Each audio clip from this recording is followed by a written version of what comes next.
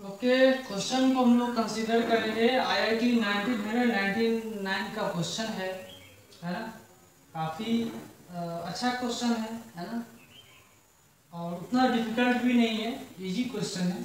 तो समझेंगे। Quarter cylinder of radius R, एक क्वार्टर सिलेंडर है जिसका रेडियस क्या है, आर है।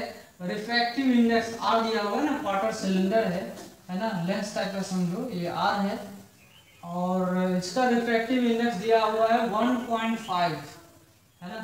1.5 is placed on a table, और इसको हमने एक टेबल पे प्लेस करके रखा हुआ है। It is placed on a table at a distance of mr from it. mr distance पे, ये टेबल पर mr डिस्टेंस इतने दूरी पे रखा हुआ है। m is equal to what, for which ray from p, p से रे है ना, ray from P will emerge parallel to table as shown in the figure। जो इमर्ज ऑब्जेक्ट है यहाँ पर, यहाँ है ऑब्जेक्ट, इससे जो रे निकल रहा है वो parallel to the surface of the table निकलेगा, है ना। कहानी कुछ इस तरह से है। तो हमें जानना है कि क्या कहानी होगी, फाइनल इमेज क्या होगी।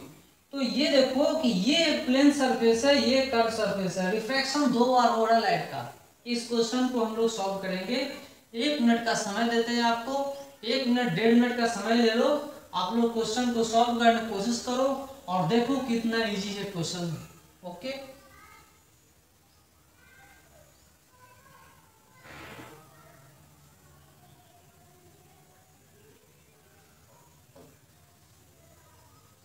वीडियो को पॉज करके आप लोग खुद क्वेश्चन सॉल्व कर सकते हो। देखो हम क्वेश्चन सॉल्व करते हैं, ठीक है। क्वेश्चन सॉल्व करते हैं, यहाँ पर प्लेन सरफेस है।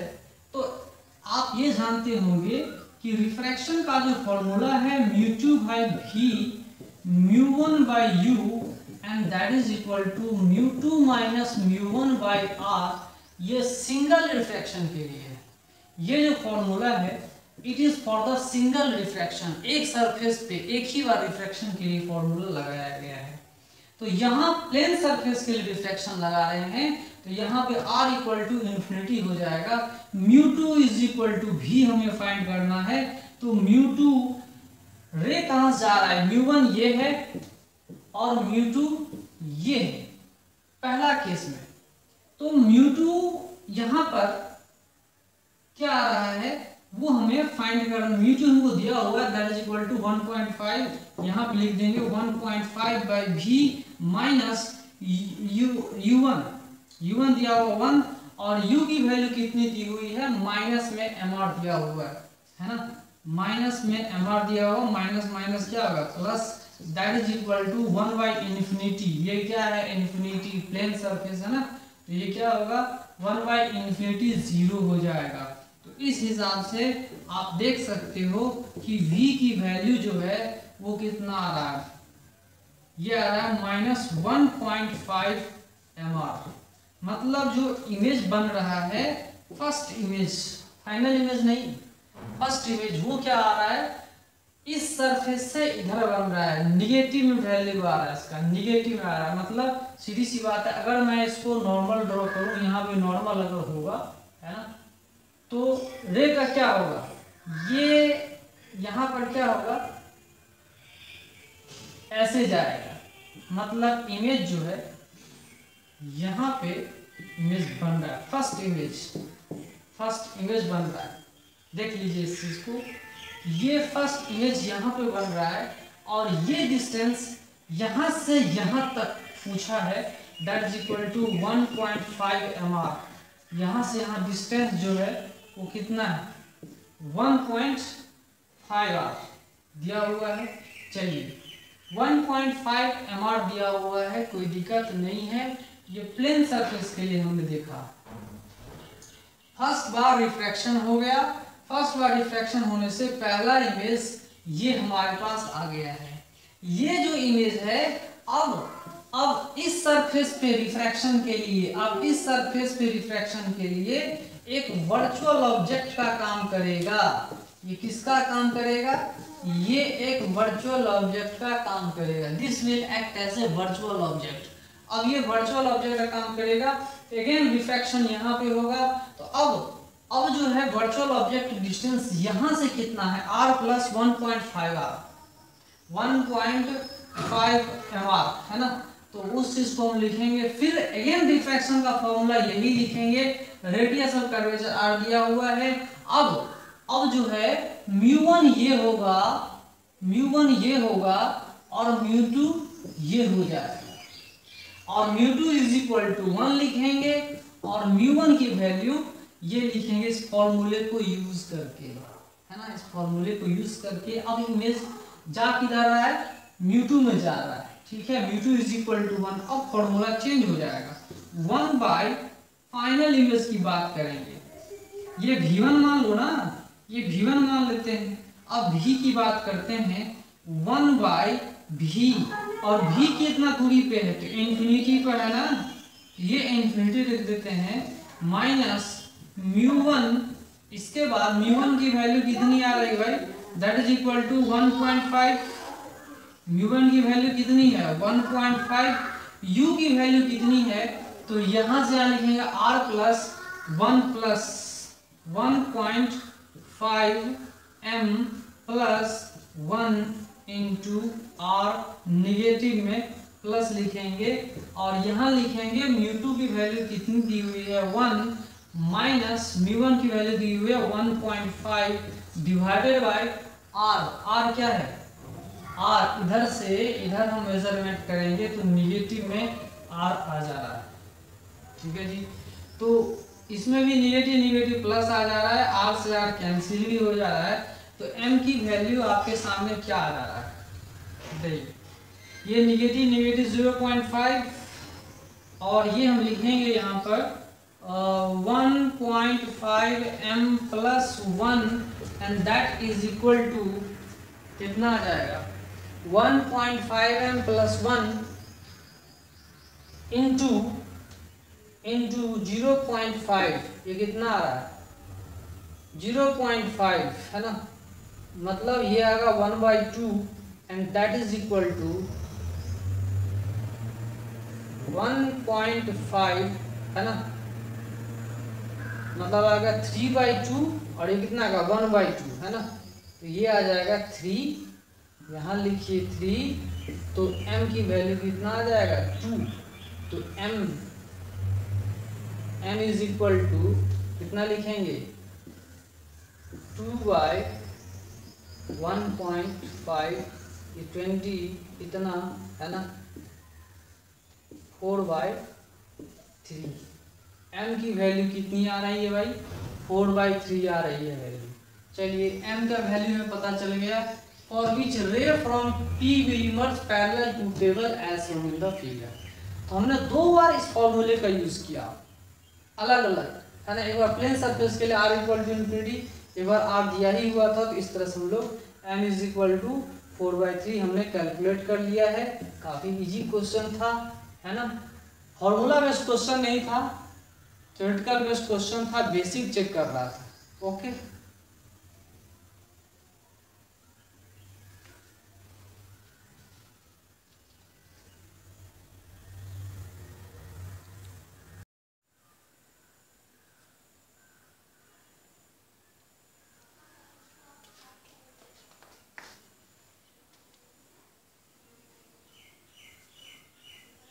ओके अभी हम लोग पढ़ेंगे लेंस के बारे में, है ना।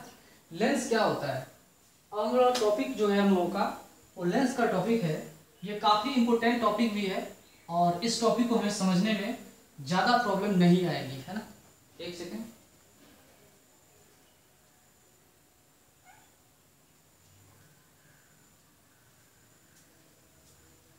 इस टॉपिक को समझने में ज़्यादा प्रॉब्लम नहीं है, काफ़ी इजी टॉपिक है।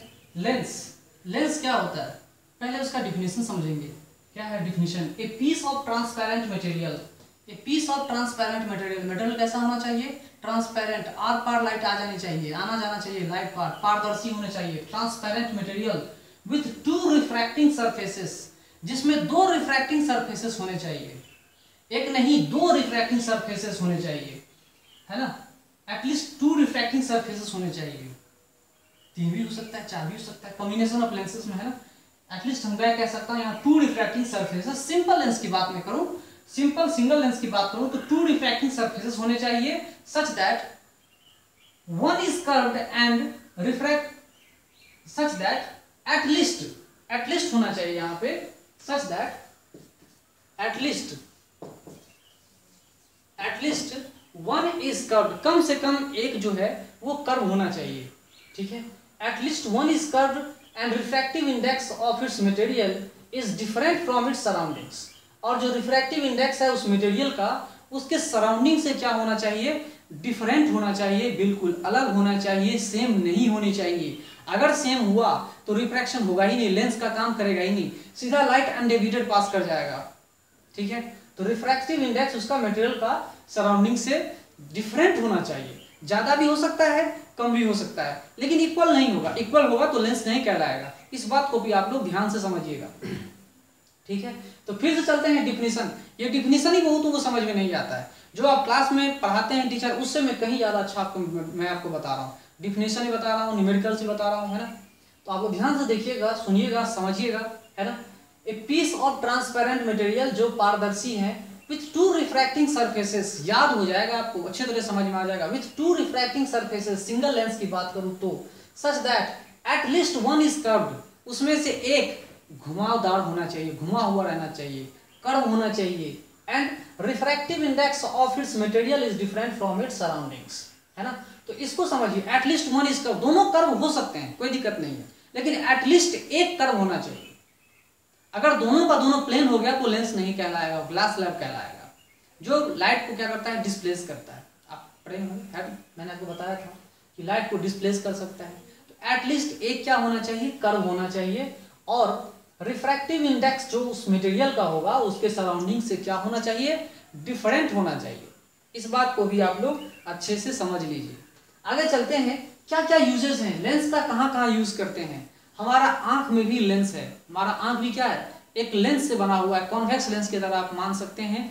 और हमारा आंख में एक विचित्र तरह का लेंस, हमारा आंख भी एक विचित्र तरह का लेंस रहता है, जो जिसका फोकल लेंथ चेंज करते रहता है, जिसका फोकल लेंथ क्या होता है, चेंज करते रहता है। और बुढ़ापा जैसे जैसे आता है 40 के पार देखने में दिक्कत आ जाती है ना। तो हमारे आंख का फोकल लेंथ भी चेंज होते रहता है। हमारे आंख में भी क्या होता है, लेंस होता है जो हमको ऑब्जेक्ट्स को देखने में मदद करता है ना। For seeing objects with eye we use the lens, our eye is also a lens, है ना। हमारा आंख भी एक लेंस है। इन कैमरा में भी लेंस का यूज होता है, ठीक है। Projection of motion picture, projection of motion picture को प्रोजेक्ट करने में भी लेंस का यूज होता है। Magnification of micro organisms, magnification of micro organisms in microscope, है ना, माइक्रोस्कोप में भी यूज करते हैं। टेलीस्कोप, एक्सप्लोरेशन ऑफ स्काई में हम लोग स्काई को कैसे देखेंगे, स्टार्स को कैसे देखेंगे, मून को कैसे देखते हैं, तो उसको देखने के लिए हमें लेंस चाहिए। जब डिफरेंट तरह के लेंस का कंबाइन करते हैं तो क्या क्या बनता है, माइक्रोस्कोप बनता है, टेलीस्कोप बनता है ना। बहुत तरह के टेलीस्कोप भी बनते हैं, है ना। एस्ट्रोनॉमिकल टेलीस्कोप बनते हैं, टेरेस्ट्रियल टेलीस्कोप बनते हैं, बहुत सारे टेलीस्कोप हैं, रिफ्लेक्टिंग टेलीस्कोप, है ना। तो हमें जो पढ़ना है, जो हमारे सिलेबस में है, वो हमारे सिलेबस में है थीन स्फेरिकल लेंसेज पढ़ना है। ये थीन, मान लो ये स्फेयर है, ये भी एक स्फेयर है, दोनों को हमने इस तरह से कंबाइन करके रखा हुआ है, तो ये एक पार्ट बन के आता है। ये जो पार्ट हमारे पास बन के आ रहा है ये कहलाता है थीन स्फेरिकल लेंसेज, जो हमारे सिलेबस में है। और ये जो थिक स्फेरिकल सेल है, ये थिक स्फेरिकल लेंस है, ये हमें नहीं पढ़ना है, it is not in our syllabus, ये हमारे सिलेबस में नहीं है, इसलिए हम इसको ओमिट करते हैं, इसको हम अवॉइड करेंगे। हम लोग इसको पढ़ते हैं, थीन स्फेरिकल सेल्स को हम लोग पढ़ेंगे, है ना। थीन स्फेरिकल लेंसेज को हम लोग सिर्फ स्टडी करेंगे, ना कि थिक स्फेरिकल सेल्स को, ओके।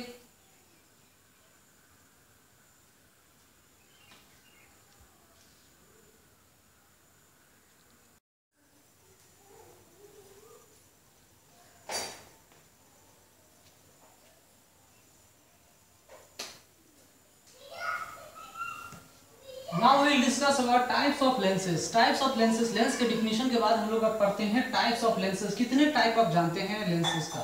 तो हमारे सिलेबस में दो ही चीज पढ़ना है, एक्चुअली हमें थीन लेंसेज पढ़ना है। थीन लेंसेज में दो वेरायटी पढ़ना है। पहला वेरायटी है कॉन्वेक्स लेंस का और दूसरा है कॉनकेव लेंस का। देखिए दो ही वैरायटी में पढ़ना है, लेंस की दो variety, convex lens and concave lens, है ना। तो डिफिनीशन क्या है, what is the definition of, exact definition of convex lens, convex lens का एग्जैक्ट डिफिनीशन क्या है, इसको समझिएगा।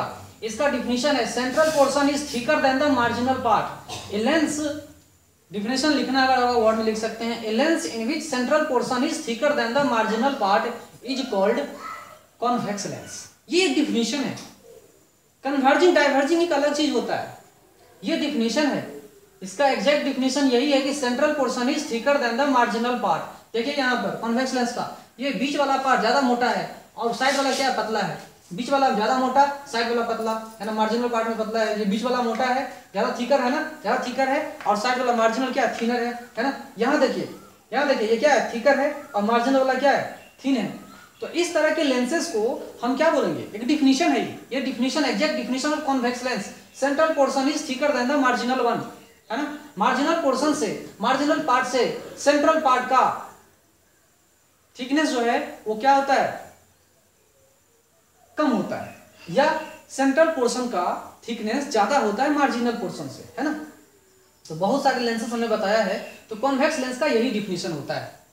पहले डिफिनीशन समझेंगे हम लोग। ये हमें बता दिया इतने सारे कॉन्वेक्स लेंस हैं। ये बाय मतलब क्या, 2 R1 is not equal to R2, ये भी हो सकता है, इक्वल टू भी हो सकते हैं। इसका इक्वी का मतलब क्या है, रेडियस में कर्वेचर इस पोर्शन का भी दोनों का क्या है, सेम है, ठीक है। फिर प्लेनो का मतलब एक सरफेस प्लेन होना चाहिए, दूसरा कर्व होना चाहिए, उसको हम प्लेनो कॉन्वेक्स लेंस बोलेंगे। और एक होता है कॉनकेवो लेंस। ये कॉनकेवो लेंस क्या है भाई, देखो इसमें एक कॉनकेवो लेंस कहलाता है ना। ये क्या है, कॉनकेवो लेंस, लाइट यहां से आएगा, कॉनकेव में जा रहा है, तो कॉनकेवो कॉन्वेक्स लेंस। देखिए थिकनेस बीच में ऐसा है ना, ज्यादा है ना, इसको हम कॉन्वेक्स लेंस के अंतर्गत ही स्टडी करते हैं। ये डिफिनीशन, इतने सारे डिफिनीशन है। बाद बाकी बचा ये कि converges parallel light if refractive index of lens is greater than the surrounding medium. Generally यही होता है, जनरली यही समझते हैं हम लोग, और कुछ नहीं होता। जनरली की बात मैं कर रहा हूं। जनरल में जो आंखों में जो लेंस लगाते हैं, वो आंखों का लेंस सराउंडिंग, क्योंकि हम जितने सारे ऑब्जेक्ट देखते हैं एयर में ही तो देखते हैं। तो एयर क्या है, रेयर मीडियम है, ग्लास क्या है, डेंसर मीडियम है। तो एक्चुअली ज्यादातर यूजर में क्या करते हैं, लेंस का रिफ्रैक्टिव इंडेक्स मीडियम से, रिफ्रैक्टिव इंडेक्स से ज्यादा हम मान के चलते हैं। उस केस में ये जो कॉन्वेक्स लेंस है, जितने सारे कॉन्वेक्स लेंसेस हैं, वो क्या करते हैं, पैरेलल लाइट को कन्वर्ज करते हैं। पैरेलल लाइट को क्या करते हैं, कन्वर्ज करते हैं। इसके वजह से इनको कन्वर्जिंग नेचर का बताया जाता है, इसलिए कन्वर्जिंग नेचर कहलाते हैं। कन्वर्जेंट लेंस भी कह सकते हैं। तो क्या ये कंपलसरी है कि हमेशा का हमेशा ये कन्वर्ज करे लाइट को, क्या हमेशा कन्वर्ज करे लाइट को?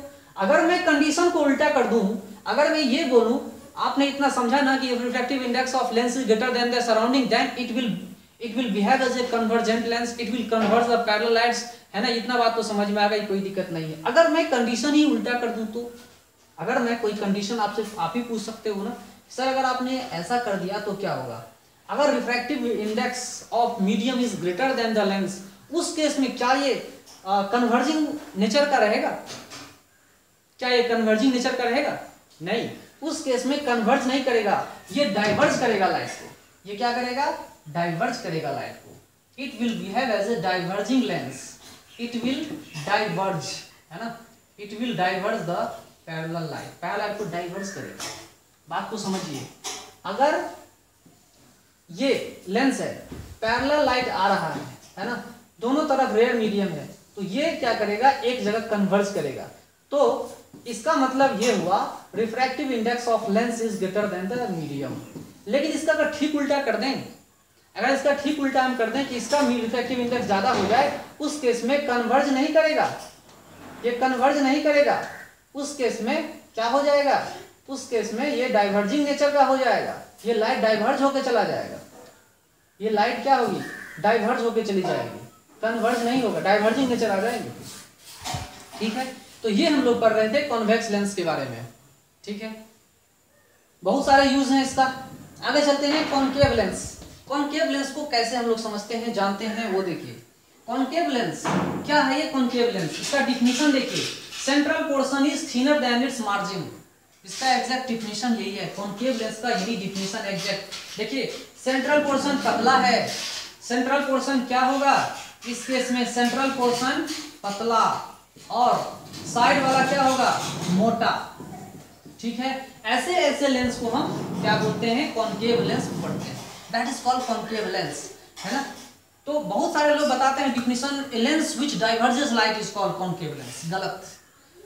इसके बारे में क्या डिफिनेशन बताते हैं, a lens which converges light is called convex lens. गलत, वो डिफिनेशन नहीं है, वो उसकी प्रॉपर्टी है। स्पेशल कंडीशन में आता है, जब रिफ्रैक्टिव इंडेक्स उस लेंस का सराउंडिंग से ज्यादा आता है, तब उस तरह के डिफिनेशन को हम अप्लाई करेंगे, या उस तरह की बात हम बोलेंगे, या उस तरह की प्रॉपर्टी का जिक्र करेंगे। लेकिन अगर रिफ्रैक्टिव इंडेक्स इस लेंस का सराउंडिंग से कम आ गया, तो इस केस में अगर कम आ गया तो ये डाइवर्जिंग नेचर का हो जाएगा। इसीलिए इसको कन्वर्जिंग और डाइवर्जिंग में डिफिनेशन को नहीं घुसेड़ेंगे, डिफिनेशन में इसको नहीं घुसेड़ेंगे। डिफिनेशन क्या है, तो उसके शेप एंड साइज पे डिपेंड करता है। कॉन्वेक्स को मैंने क्या कहा, central portion is thicker than the marginal part, marginal portion, वो एग्जैक्ट डिफिनेशन है। कॉनकेव लेंस का डिफिनेशन देखिए, central portion is thinner than it's marginal portion.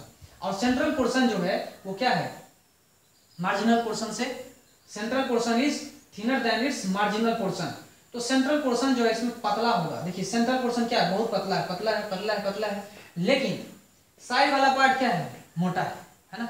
ये क्या है, मोटा है, तो थिकनेस की ज्यादा है। इसके वजह से इसको हम कॉनकेव लेंस का नाम देते हैं, कॉनकेव लेंस का संज्ञा करते हैं, संज्ञा देते हैं इसको, है ना। देखिए बाय मतलब R1 is not equal to R2, या इक्वल भी हो सकता है, मतलब टू रिफ्रैक्टिंग सरफेसेस हैं। इसमें देखो इक्वी में R1 is equal to R2। देखो ये R1 इज इक्वल टू, ये क्या है, plano concave lens. R1 is not equal to infinity but R1 is plane. R1 ये सरफेस जो है वो प्लेन कहलाता है, इसको हम बोलेंगे कॉनकेवो, प्लेनो कॉनकेवो लेंस, है ना। R2 is equal to infinity, है ना। देख लीजिए R2 is equal to infinity. इसमें देखिए R1 R2 इक्वल नहीं है, उसको हम कॉन्वेक्सो क्या बोलेंगे, कॉन्वेक्सो कॉनकेव लेंस बोलेंगे। इसमें भी देखिए कि ये पोर्शन पतला है, ये पोर्शन क्या है, मोटा, ये पोर्शन पतला और मार्जिनल पोर्शन क्या है, मोटा। तो इस तरह की कहानियां होती है। लेकिन एक कंडीशन अगर हमने डाल दिया कि अगर इस लेंस का रिफ्रैक्टिव इंडेक्स उसके सराउंडिंग के रिफ्रैक्टिव इंडेक्स से ज्यादा हो जाए, अगर लेंस का रिफ्रैक्टिव इंडेक्स उसके सराउंडिंग से ज्यादा हो जाए, तो इस टाइप का लेंस लाइट को डाइवर्ज करेगा। सिंपल सी बात आप ये समझो कि अगर हमने एक लेंस को यहाँ बना के रखा हुआ है, इस तरह के लेंस पैरेलल लाइट को अगर यहाँ लाते हैं, तो ये सीधा क्या कर देगा, डाइवर्ज करेगा, बशर्ते इसकी रिफ्रैक्टिव इंडेक्स सराउंडिंग के रिफ्रैक्टिव इंडेक्स से ज्यादा होनी चाहिए, मीडियम से ज्यादा होनी चाहिए। लेकिन अगर इस केस को मैं उल्टा कर दूं, अगर मैं रिफ्रैक्टिव इंडेक्स मीडियम का ज्यादा कर दूं, लेंस का कम कर दूं, तो अब ये कहानी पलट जाएगी। अब ये कन्वर्जिंग नेचर का बन जाएगा। जो लाइट था वो क्या होगा, कन्वर्जिंग नेचर का बन जाएगा। ठीक है, इस केस में कन्वर्जिंग बन जाता है, ये कन्वर्ज करेगा लाइट को, फिर क्या कर देगा, कन्वर्ज कर देगा। इसीलिए कन्वर्जिंग डाइवर्जिंग से डिफिनेशन का कोई लेना देना नहीं है ना। अगर लेना देना है तो स्पेशल कहानी में उसको हम लिखेंगे, स्पेशल कंडीशंस में लिखेंगे। लेकिन डिफिनेशन क्या है, central portion is thinner than it's marginal portion. तो कॉनकेव लेंस को डिफाइन कर सकते हैं। कॉन्वेक्स का मैंने बता दिया, कॉनकेव का बता दिया। आप उसको देख लीजिए, समझ लीजिए, बेसिक चीजें क्लियर कीजिए, उसके बाद हम आगे चलेंगे।